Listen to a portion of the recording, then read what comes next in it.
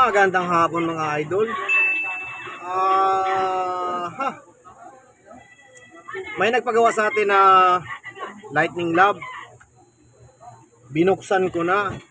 Kasi ito sa totoo lang mga idol, minor lang sira nito. Switch lang. Pero ginawa natin ng content kasi alam ko wala pa ako nito eh. Para makita natin yung laman. May pakita natin yung laman ng lightning lab Z series C 4.300 yata to.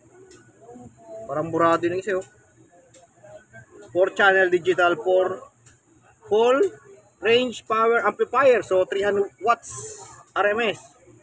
True power daw 4 times 300 watts. So 4 na channel. So ganito yung tsura niyan.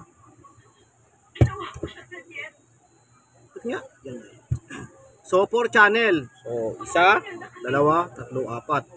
So yan Problema pala nito mga idol, hindi siya katulad ng ginagawa natin na lighting lab. Meron siyang ginamit ng mga SMD parts tulad ng ito 4558 SMD na yan. Tapos yung halos SMD na lahat. SMD transistor, resistor, capacitor. Tapos yung iilan, ito capacitor na rin to. Hindi naman naggamit ng ganitong capacitor, SMD. So, ito, gumamit siya ng IRS 2092S. Gamit na gamit yung IRS 2092S eh. Kasama ng MOSFET. Ginagamit rin to ng mga alto, Kibler, yung mga active speaker, ganun ginagawa na nila. May tanggap nga ako rito rin na IRS 2092S. Kibler din, pero nakagawa na tayo ng isa. Dalawa pala yan. Yung isa mga idol, sunog na sunog. Tulad nito. Kibler to, ito yung IRS 2092S. Nandito yung MOSFET niya, no? Diba? Nandito yung MOSFET. Ito yung ampli. So, ganun din to, ito yung sa Twitter. Kibler board to, sa active speaker. Ganoon din ginamit ng mga patok na ngayon. Hindi ko maintindihan ba't ganoon ginagamit nila. IS 2292 is dalawang MOSFET, di ba? So, preamp, output. So, sira nito mga idol ay switch. Magpapalit tayo ng switch pero wala tayong mabibilan. Katulad dito naputol na. So, gawa naman yung isa lang yung papalitan natin. So, yung kaibigan natin nagdala ng ibang papapalit. Daming yung iba kasing customer gito. Hindi, switch lang sira niyan. Switch ba sira? Ikaw gawin mo. Kasi ito lang yung papalitan kasi wala na yung pinaka-slide na plastic. Diba? Nilalang mo lang. Sige, gawin mo, tanggalin mo. Babaklasin kasi lahat yan. Para tanggal yung pagkakahinang niyan. So, yun lang mga idol. Kala mo, nilalang mo lang yan. Ang hirap paklasin yan. Posible ba pag binaklas mo nga baka mamaya, wala nang power yan. Hindi na mag-sun, so may DC outlet. Nilalang mo lang yan.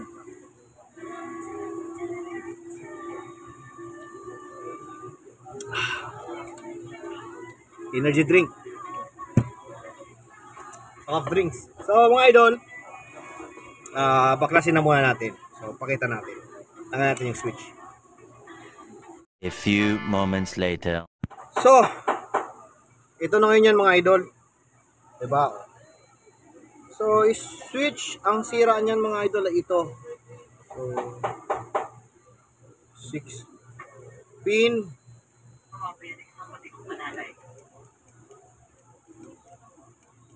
Gawa na rin. Okay pa naman itong isa eh. Malambot lang siya. So, natitester naman yan kung sira.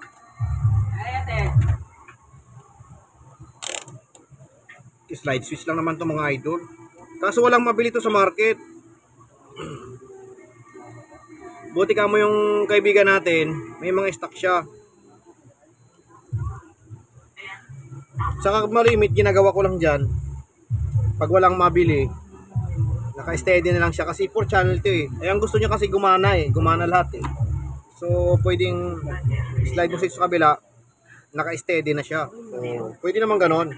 Bali yung dalawang channel gawang mid-high o kaya gawing mid lang ganon.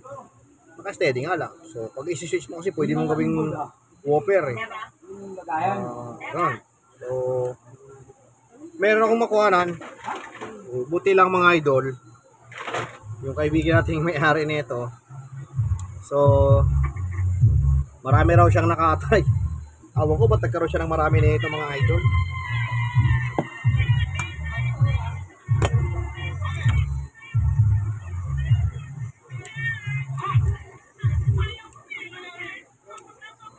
So, mayroon siyang minigay sa akin na mga board, sinapchap na. So, tanggalin natin. Wait lang. 20 minutes later. So, ito yung tinanggal natin mga idol. Ito yung sira. Tinanggal ko na. Gusto mangyari, magkaroon pa rin ng switch. Ay, switch. So, ito. Yung sinasabi ko. Wala kasi mabiling switch nito mga idol.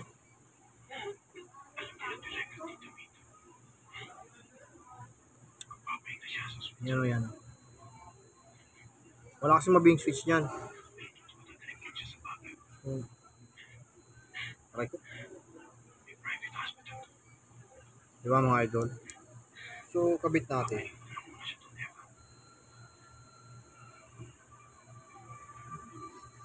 Mahaba pa nga eh. Patay tayo dyan. Mahaba yung dulo.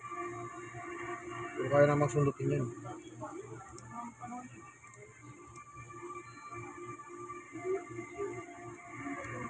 Tingnan natin. Yun lang naman sira niyan, switch. Kaya lang, mahirap tanggalin. Diba mga idol? Mahirap baklays. Tapos kabit lang, okay na. Kasi ang problema niyan talaga mga idol, wala lang mabiling switch. Buti ka mo siya mga idol. May mga chop-chop siya doon. Ano yata sila to eh, may mga... Okay ito. Pagawaan din yata sila ng sasakyan. Nagsiset up ng sasakyan. So...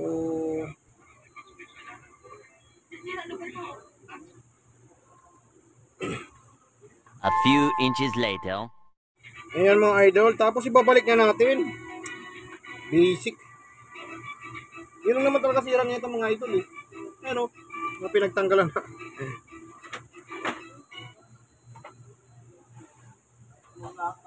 Lightning Lab.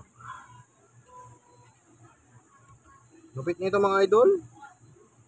May kaibigan tayo dito mga idol na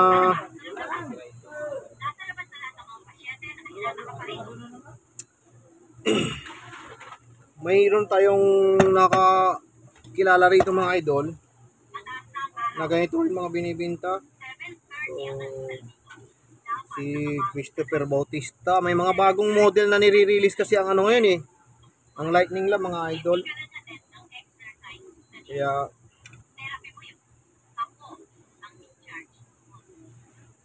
okay ang tunog nito. Sulit din ang tunog. Buti lang kamo dito mga idol, hindi tayo pinahirapan kasi ang gamit niya ay, ang sira pala niya ay ano lang, tawag nito, switch lang.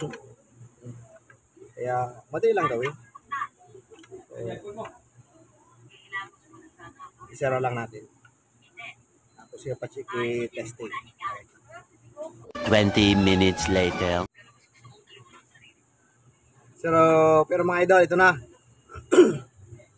Lightning Lab Series Z-Series C4.300 4 channel digital 4 range power amplifier 4x300 RMS True power daw.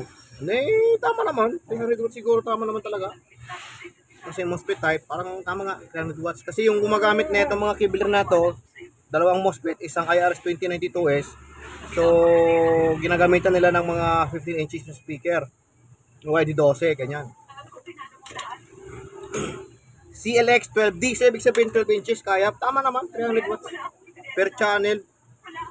So, 4 channel to mga idol. So, okay na. Yun nga lang mga idol, itong switch. Kaya lang, matrabaho din ng baklas. Kasi babaklasin mo lahat ng ano eh, heatsink eh. Lahat, bago mo mapalitan. So, ito yung mga idol eh.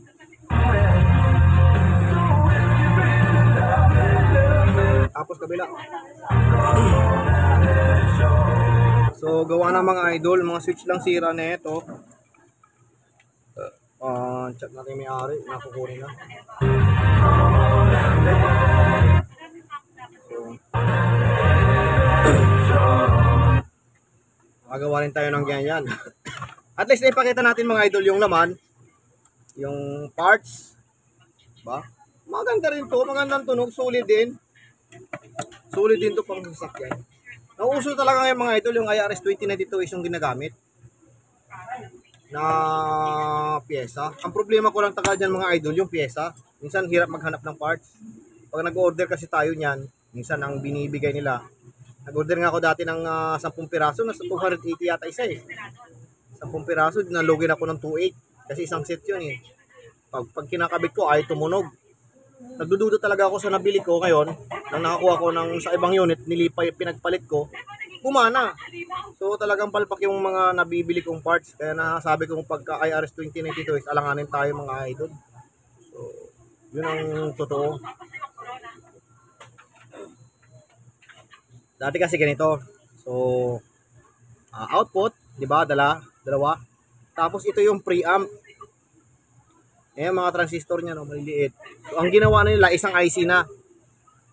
So, parang pinaka-preamp. IC, integrated na. So, hindi na sila gumamit ng transistor type, no? So, astig din. Maganda rin talaga ang tunog. Di lang ako nakakakuha ng saktong magandang pyesa. So, next video na lang mga idol. Medyo matagal ako nakapag-upload. Siguro mga 2 weeks to 3 weeks na. Busy mga idol eh. Dami akong gagawin mga bangungot. Next video na lang.